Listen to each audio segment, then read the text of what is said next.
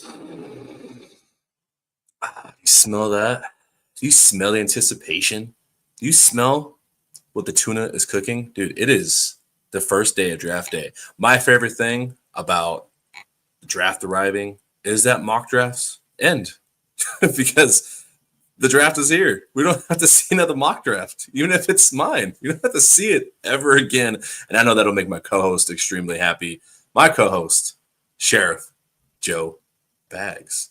What is up? The sheriffest of Joes. Good morning. Man. What's up, man? I'm not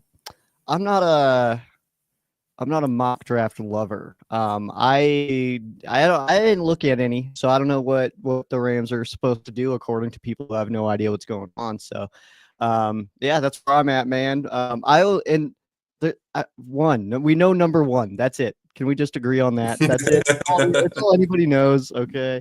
So either way, my strongest feeling I have about the early picks is I don't want the Giants or the Browns to pick a quarterback. I'm just tired of seeing good potential go to waste in those wastelands. Like those Giants front office is going to get fired this season at some point, and the Browns deserve Deshaun Watson. Like that's all I know. I mean, that's fair. I mean, yeah, it's very like in the arms of an angel kind of situation every time you see a quarterback go to one of those franchises. So, hopefully, man. Hopefully. Not in the arms of an angel. Oh man. Payo Time says, can Joe read mock drafts for 8 hours straight with in-depth analysis? No. Simple answer.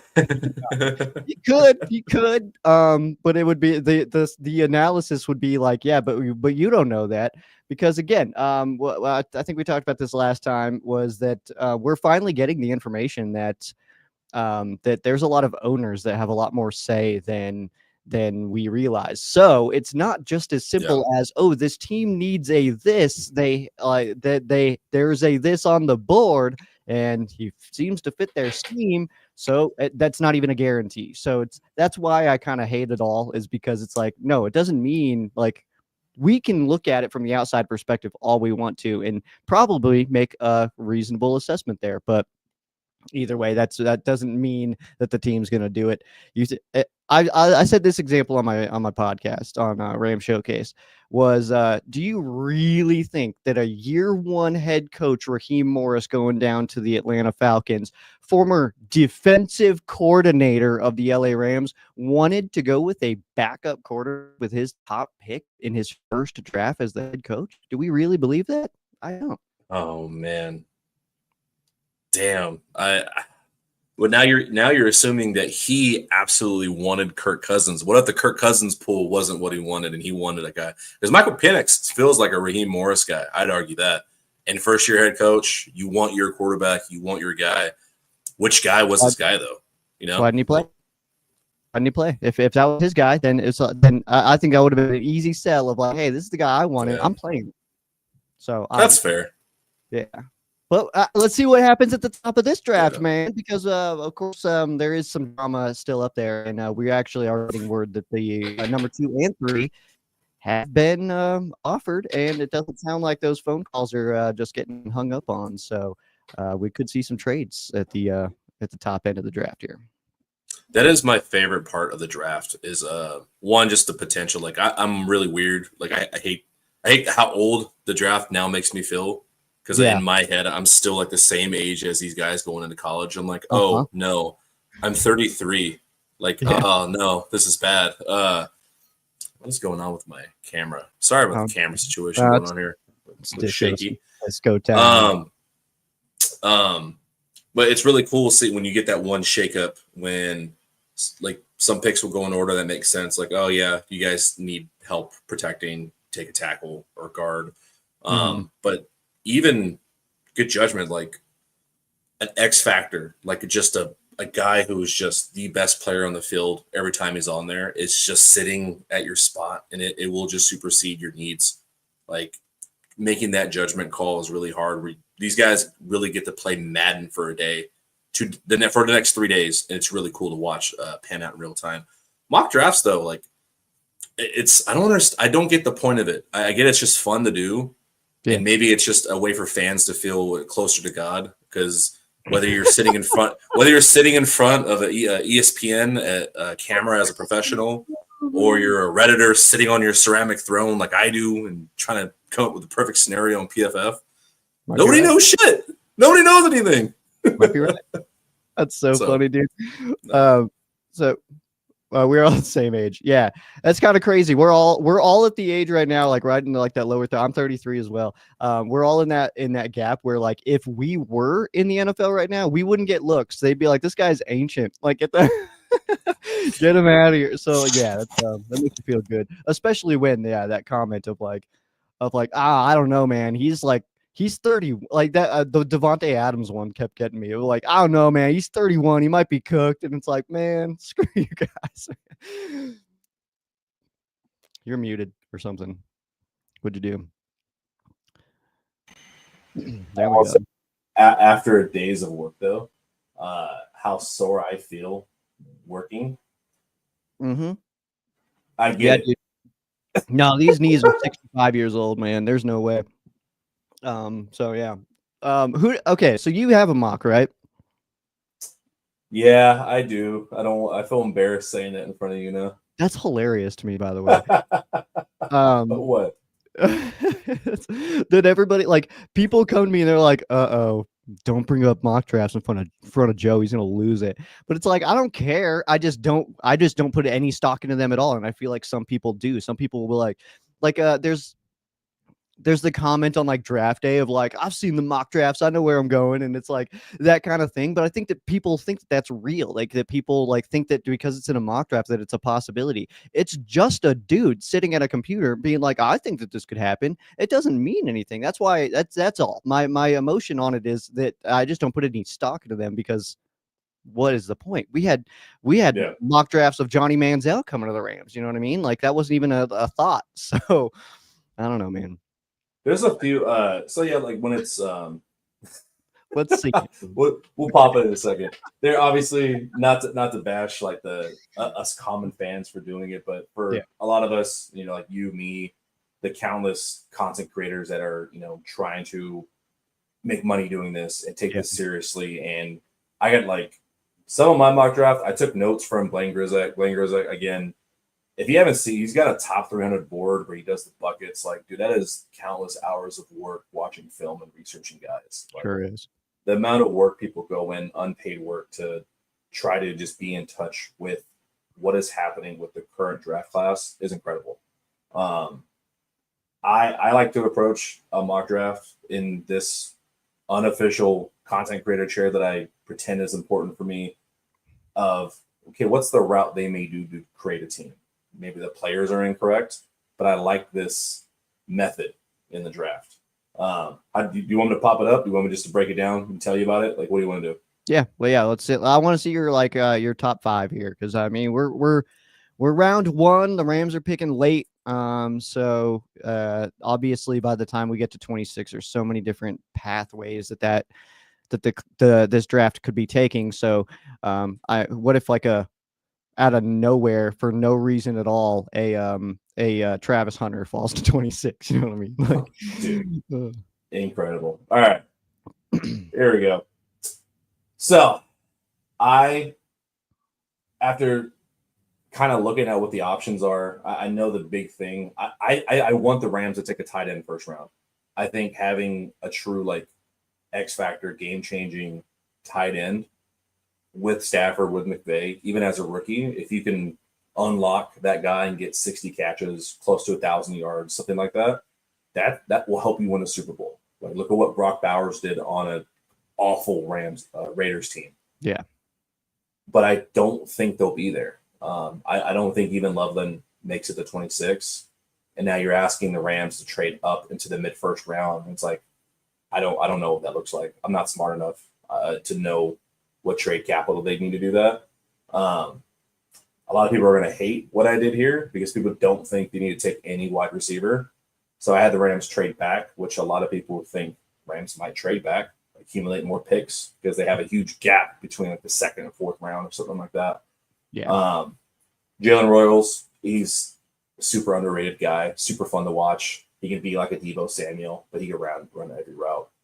Get him in the second round. He'll play the slot, and then after Adams is gone, he's like another Robert Woods in the making. Honestly, I love the guy a lot. DB Darian Porter, guys, like you'd love this guy, and this is what I like about the mock draft process. It makes you look at random players on teams that you would never watch. Like, who's really watching Iowa State game unless you're watching those two wide receivers? I actually know like a bunch of really hardcore Rams fans who are from Iowa, and that's their squad. So I actually know. Oh shit! That's funny. Yeah. I went with this dude. I want him as a Ram just because he's a converted wide receiver. He's 6'3", and when you watch the tape, he is just an athletic freak. You know, everyone talks about that RAS score, that raw athletic score. Yeah. He scored like a 9.9 out of 10. Like he's just a physical freak, and he has 5 special teams blocks in his career. So he's like an effort guy. Multiple all Big 12 honorable mentions. So he's like on and off the field. He's like the perfect Ram fit. CJ West, a lot of people like him. He's a great interior defensive lineman, pairing with Kobe Turner, Braden Fisk, Jeffrey Bossa. Here, I like him or Barrett Carter, just another inside linebacker. Get some more youth, get some athletic ability there. Brashard Smith, I like this guy. A little bit smaller, more like a receiving back, but super fast, like sub 4.4. That'd be really fun to see him there. Tackle, Chase Lunt out of UConn. And then I do get a quarterback with Kyle McCord. I think he's the best out of the guys after the first two, Cam Ward and Shedeur Sanders. I think Kyle McCord will surprise a lot of people, end up starting somewhere one day, and hopefully it's for the Rams. And then Jalen Conyers is my steal of the draft. I've only heard one person talking about him in any sphere anywhere. Oh my god, what's the same? Well, you're all choppy now again and went mute. I don't dislike your dropping in the out of the first round though. I think that a lot of people are kind of considering that that's a very real possibility, mainly because the Rams, again, we're going into a situation where the Rams don't have any really glaring needs where it's like, hey, if they don't draft this position, it's not going to work this year. Like they can't make a push for it. So being in that situation, if a Jackson Dart is sitting on the board at 26, I don't think the Rams make an attempt to go get him. What I do think is very real possibility is that somebody else is looking at that spot and thinking, maybe let's jump up. And then with that need being there for them, then maybe the offer is enough where the Rams just decide to pull back. So I think that that's a very real possibility. I'm a little bit surprised to see you go tight end so late there. And there's actually a tight end I like kind of in the middle that I've been kind of a fan of, mainly because of the fit. I just think that his play style really fits in LA, and that's a Harold Fannin, Bowling Green tight end. I think that he's a really solid fit for the Rams. So he's like kind of my one sleeper guy, my one dude that I'm like, yeah, this would be a good, cool pick to see. So I like him a lot too. How'd you get so quiet? Oh, can you hear me now? I'm sorry. Yeah. I like him a lot. I opted to go with the CJ West, Jeffrey Bossa, because I had to pick Jalen Conyers. The dude is like Taysom Hill. Like, you watch him play. He literally will play quarterback too. So he's normal at everything. No, you watch his highlights really pop. It's fun. Like, his first play on his highlights is him mossing a DB on like a 30-yard touchdown, and then he's got multiple Wildcat touchdowns as well. So he's just a freak athlete. I think would be really fun in a Sean McVay offense. But this is just I think I made this while I was in the middle of eating a Pop-Tart yesterday. So I'm definitely cinnamon brown sugar. There's only one. Yeah. Well, yeah, there's a top two. I mean, there's your strawberry and there's your cinnamon. So I could be convinced. It's not a 1A, 1B though. It is a number one is the cinnamon, you know what I mean? He says we trade out of the first round here. David does. I don't think that that's impossible whatsoever. I actually think that the chances of that are decently high. And again, it's because we don't have anything on our roster right now where we need to fill it. I think that a lot of people are talking quarterback right now, and I wanted to touch on the quarterback position because there's so many people. Ooh, real fast. He says Wildberry and then Cinnamon Strawberry. I'm not a Wildberry guy. Get that out of here. Pass. All right. If we're doing, screw, marry, kill, that's the kill. Okay. I can't believe you just came in here and said that. Yeah. I'm sending someone to your door. Oh, man. We need to ask you some questions, sir. This is the dumbest show. Okay, this is what the people need, bro. Yeah, I guess so. So quarterback, I see a lot of people wanting the Rams to take a quarterback, and a lot of people are saying it's like, well, we, to have them behind Stafford, stuff like that. I am in the camp that if that doesn't happen, yeah, sure, that's nice. But if that doesn't happen, it's not the end of the world. It's not a guarantee that guy's going to suck because he didn't be a third string quarterback behind Jimmy Garoppolo and Matthew Stafford for a year or two. So I'm not into that world. But I also don't want to see a quarterback, I think, at all in this draft class. And I think that if we do, that's a little bit of a sign that this might be Stafford's last year. If we don't take a quarterback, I think that might tell us that we might have him for 1 or 2 more years. And I see that comment a lot about people saying like, well, it worked with, obviously Favre to Rodgers. He sat for multiple years. But more recently, obviously, the Jordan Love taking over for Aaron Rodgers transition. But I see a lot of people mention that of like, well, it worked out for them. It worked out for them. It worked out for them now. But do you remember the year that they took Jordan Love, where in the playoffs they lost and they really could have used a weapon for Rodgers? I mean, that's kind of what get open. Yeah, that's my biggest example of why we do not do that is because, yeah, sure, Jordan Love worked out, but there's been good quarterbacks available since then, you know what I mean, for the Packers to take. They didn't have to take Jordan Love. It could have been the next year they could have taken somebody else. And then also the fact that Aaron Rodgers went off and went back-to-back MVPs, being like, yeah, you guys didn't need a quarterback. But that's kind of beside the point. And my whole point on that is that it burns the Packers year one. When they needed a weapon for Rodgers to throw to, they had a backup quarterback sitting on the bench. Cool. Way to go. Yeah. Nailed it. Like, what the hell does that do for you today, man? We're in a position to win the Super Bowl in 2025. I don't need a third string quarterback. Get him out of here, dude. That's what I hear your point. My only, I want to say argument would be that's why I'm okay with a quarterback in a later round. If you're going to draft someone for QB3 because you don't believe in Stetson Bennett, which I'm starting to be out on. Like, I love the guy. I like hope he's doing well. I know he had some issues a year or two. Yeah. But he obviously Jimmy G's still here for a reason. They don't think Stetson Bennett is ready to take over the QB2 role. That means he's a career QB3. And if we're going to push him in camp and have another camp arm, you got to draft round 5 and beyond. Like, you can't waste rounds 1 through 4 on a QB3 like at all. Like, that doesn't make any sense. What's crazy about it too, being the Rams specifically, is like that also makes me nervous going so late, because it's like, hey, if we take a quarterback with 5, are we missing on the next Puka? Are we missing on the next Kyron? Like, that's where my brain goes, man. So it's like I don't want them at all. Like, I just don't think we need a 4th quarterback going into the summer. I just don't. That's fair. No, I don't disagree with that. Like, entirely. If that didn't happen, like if they didn't draft a quarterback at all, I'm not mad about it. Like, no matter what happens, they can draft all DBs in this draft for all I care. It's full steam ahead. Rams are going to be in the Super Bowl in Santa Clara in February. That's all I know.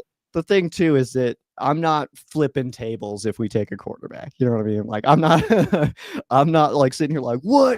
We're screwed. This is going to be a terrible. I'm not doing any of that.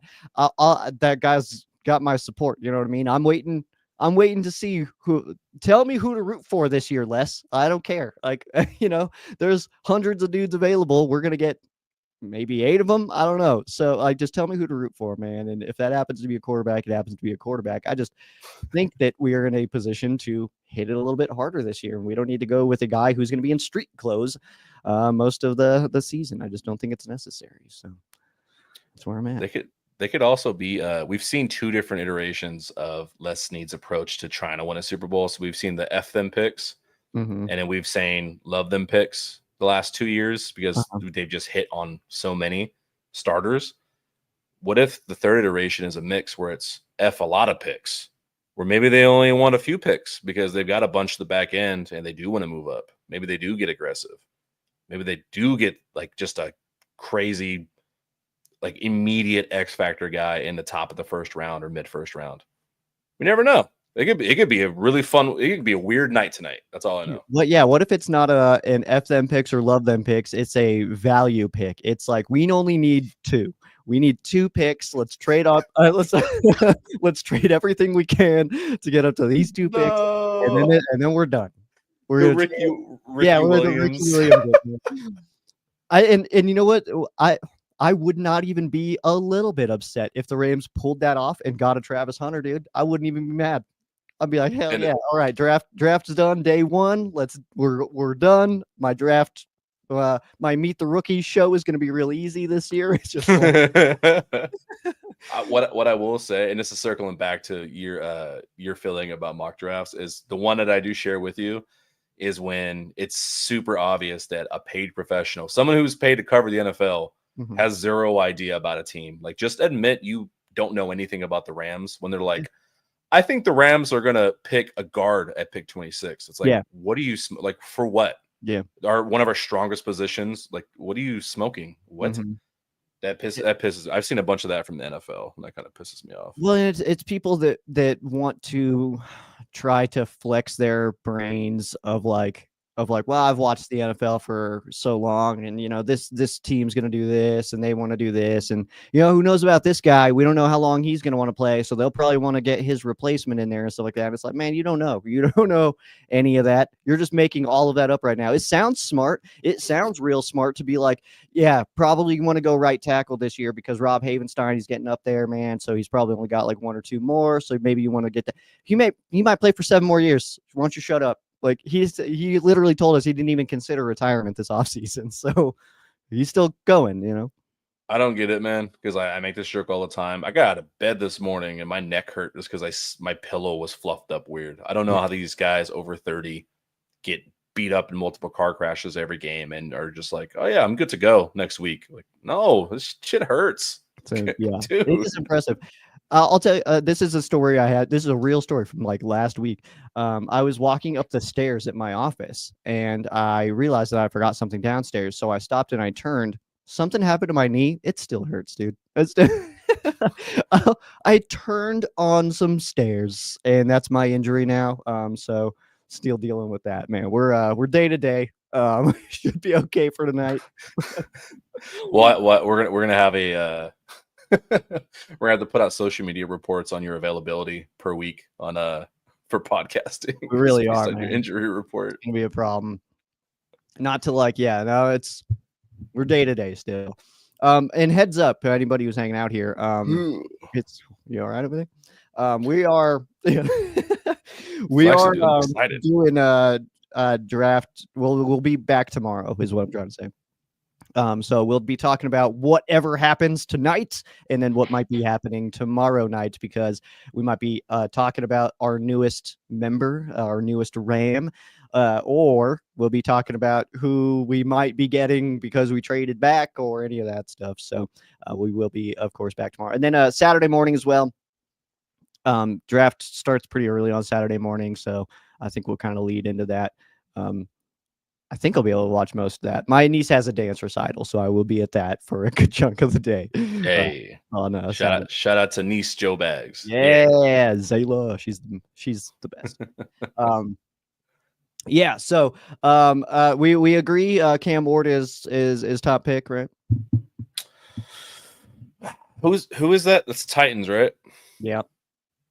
Yeah, there's no other. I mean, what are you gonna do? Go into another season with Will Levis? My brain wants them to go with somebody else just because that would send the NFL media into chaos. I just think that'd be so funny if they were like, actually, we're just gonna go Shadur, you know? It's like and then everybody panics because then it's like, oh, Cam Ward's still available. What the hell do we do? Browns for sure blow it. They don't do the right thing. And then Giants also probably stumble that, and then he ends up going to like the Patriots or something like that, and we're screwed. So I just hate the Titans Jerseys. I hate their uniforms right now. The current iteration. So I That's a I good can't be one. excited about them.